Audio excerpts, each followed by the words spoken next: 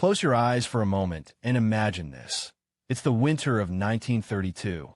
You walk down a street in New York City. Store windows are dark, factories are silent, and men in tattered coats line up at soup kitchens stretching for blocks. Mothers clutch their children, hoping to get just one bowl of soup that night. Banks are collapsing one after another, taking people's life savings with them. And across the country, farms are drying up into dust under a relentless sun. This was not the America of dreams. It was the America of despair. The Great Depression wasn't just an economic collapse. It was an emotional collapse. 1 in every 4 Americans had no job. Families lost their homes overnight. Farmers saw years of hard work blown away in dust storms. Ordinary people didn't just lose money, they lost hope. The government at the time, under President Herbert Hoover, seemed powerless. His words of optimism felt empty when stomachs were growling. Protesters filled the streets. Veterans marched on Washington demanding benefits they were promised, and across the nation, whispers grew louder. Maybe the American system had failed. By 1932, desperation turned into anger. Some people looked to radical solutions. Communism and fascism were on the rise globally, and even in America, those ideas began to sound tempting to the hopeless. And then, enter Franklin Delano Roosevelt. A wealthy man by birth, yes, but also a man who had known pain, struggle, and loss. To many, he seemed like the last chance. In the election of 1932, he spoke to Americans in words they hadn't heard in years. Words of courage, of possibility, of action. His famous line, "The only thing we have to fear is fear itself," was not just a slogan. It was a spark. When Roosevelt took office in March 1933, America was at rock bottom. Banks had padlocks on their doors. Families were burning furniture for heat. And people wondered, is this the end of the American dream? But in that moment, FDR didn't speak like a politician. He spoke like a leader who believed the nation could rise again. And that is where his story truly begins. To understand Franklin Roosevelt's rise, you have to understand his fall. Because before he became the man who gave America hope, he was a man who nearly lost everything. Born into privilege, young Franklin had the kind of life most people could only dream of. Summers at Hyde Park, elite schools, connections to America's political elite. To many, he seemed destined for greatness.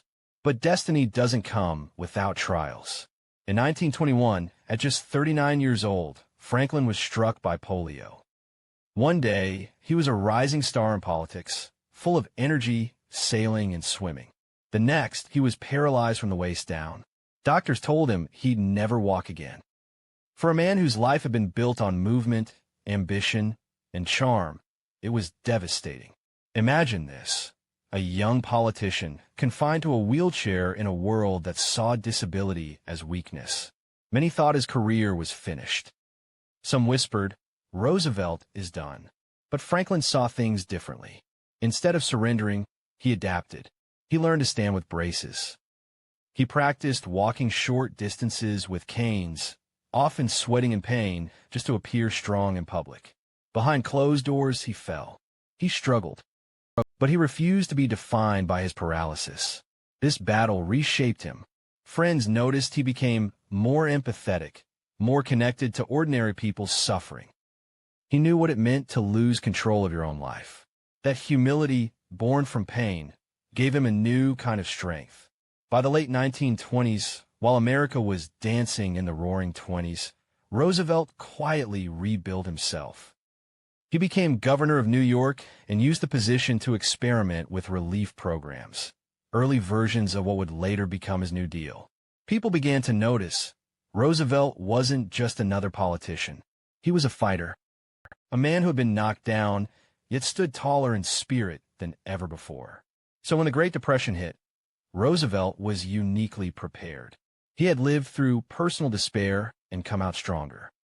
And now, he was ready to lead a nation through its darkest hour. When he took the oath of office in 1933, he looked Americans in the eye, not as a perfect man, but as a broken man who refused to give up. And that's why people believed him when he said, "This nation will endure as it has endured." When Franklin D. Roosevelt stepped into the White House in March 1933, America was in free fall. Banks had collapsed, unemployment was sky high, and people were losing hope by the day. Roosevelt knew one thing. If he played it safe, the nation would crumble.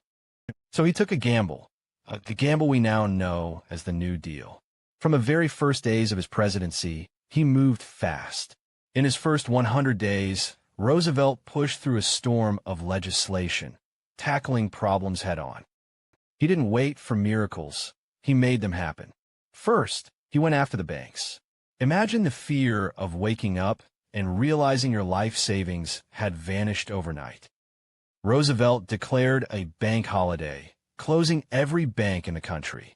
People panicked at first, but when the banks reopened, they were stronger, safer, and backed by the federal government. Confidence began to return. Next came jobs. Millions of men were unemployed, wandering cities and towns looking for work. Roosevelt's answer? The Civilian Conservation Corps. The CCC gave young men jobs planting trees, building roads, and restoring parks. It didn't just pay wages, it gave people dignity again. Then came the Works Progress Administration, the WPA. This program built schools, bridges, post offices, and roads. But it wasn't just construction. Roosevelt even funded artists, writers, and musicians through the WPA, proving that rebuilding a nation wasn't only about steel and concrete. It was about soul. Farmers weren't forgotten either. The Agricultural Adjustment Act aimed to stabilize prices and rescue farms from collapse. For the first time, the federal government became deeply involved in the everyday economy of ordinary Americans. Not everyone loved it. Critics called it socialism. Wealthy businessmen accused Roosevelt of destroying capitalism. But here's the twist. Roosevelt wasn't destroying the system. He was saving it. By giving people jobs, security, and hope, he restored faith in democracy at a time when dictatorships were rising in Europe. And he didn't just stop at jobs. Social Security was born under Roosevelt, a revolutionary idea that gave older Americans a safety net in retirement. For the first time in U.S. history, people could dream of a future beyond endless labor. The New Deal wasn't perfect. Some programs failed. Some communities were left behind, especially African Americans who often face discrimination in relief efforts. But overall, it was a lifeline, a bold experiment that gave Americans something they desperately needed: hope. One farmer summed it up best when he wrote to the president, "You have saved my farm, my home, and my children from starvation." And yet, this was only half of Roosevelt's story. Because while he rebuilt America at home, a storm was brewing overseas, one that would test his leadership like never before. The 1930s had barely given America a chance to breathe when another storm appeared on the horizon. This time, it wasn't economic collapse. It was war.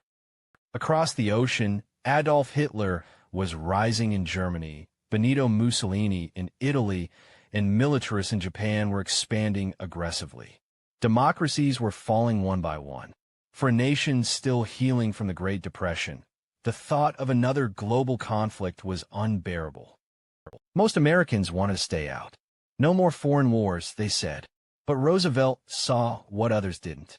He understood that isolation wouldn't save America.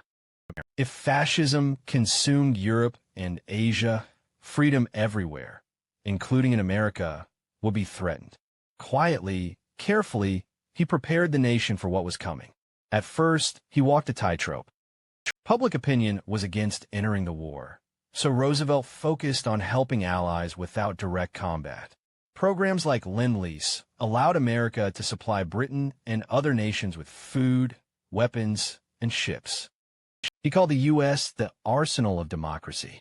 It was his way of saying, "We may not fight yet, but we will not let tyranny win." Then came December 7th, 1941. Pearl Harbor. On that morning, Japanese planes filled the sky, raining bombs on the U.S. naval base in Hawaii. Battleships sank, sailors died, and America was thrust into war overnight. The next day, Roosevelt stood before Congress and delivered his famous words, "A date which will live in infamy." With that, America was fully in. The challenge was overwhelming. The U.S. military was underprepared, the world was in flames, and yet Roosevelt never faltered. He rallied the nation with his fireside chats, speaking directly to families gathered around radios, giving them confidence when fear could have consumed them. Under his leadership, factories roared to life, producing tanks, planes, and weapons at a pace the world had never seen. Ordinary Americans became part of the war effort. Men on the front lines, women in factories, families rationing food and supplies. The unity was extraordinary. And Roosevelt's vision went beyond just winning the war. He dreamed of a world where peace could last. He helped lay the foundation for the United Nations, believing that global cooperation was the only way to prevent future wars. Still, the burden was immense. Roosevelt's health was failing. Years of leadership during crisis had taken their toll. Yet, he pressed on, determined to see victory through. By 1945, the Allies were on the brink of triumph. The world that had once been on the edge of darkness was beginning to see the light again. But Roosevelt would not live to see the war's end. In April of 1945, just months before victory, he died in office. For millions, it was like losing a father. A nation wept. Soldiers in Europe and the Pacific cried openly at the news. Because Roosevelt hadn't just been a president. He had been a voice of courage in times when fear could have destroyed everything. When Franklin D. Roosevelt died in April 1945, America stood at a crossroads. The war was nearly won, the Depression was in the past, and yet the question remained, what did this man truly mean to America? For millions, he was a savior. He had walked into office when banks were crumbling and people were starving, and he had given them jobs, security, and hope. He had guided the nation through its darkest depression, then through the bloodiest war the world had ever seen. For times, the American people elected him, something no president had ever achieved before or since. That alone shows the trust he inspired. But Roosevelt's legacy isn't simple. He was also a politician, a master of persuasion and compromise.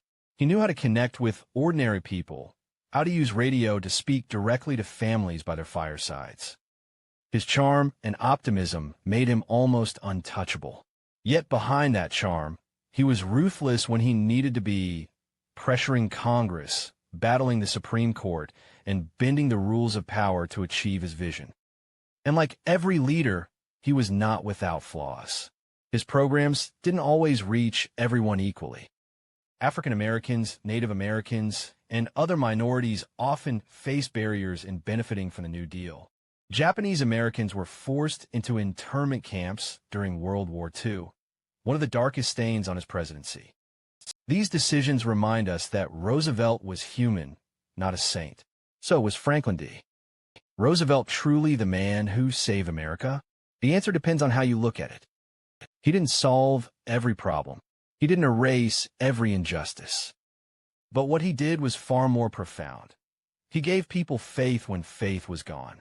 He turned fear into action. He showed a broken nation that it could rise again. One farmer in the Dust Bowl once said, "Mr. Roosevelt is the only man who ever came into our homes and brought us hope." That perhaps is his greatest legacy. Today, as we look back, Roosevelt remains a symbol of resilience. Not because he was perfect, but because he was relentless.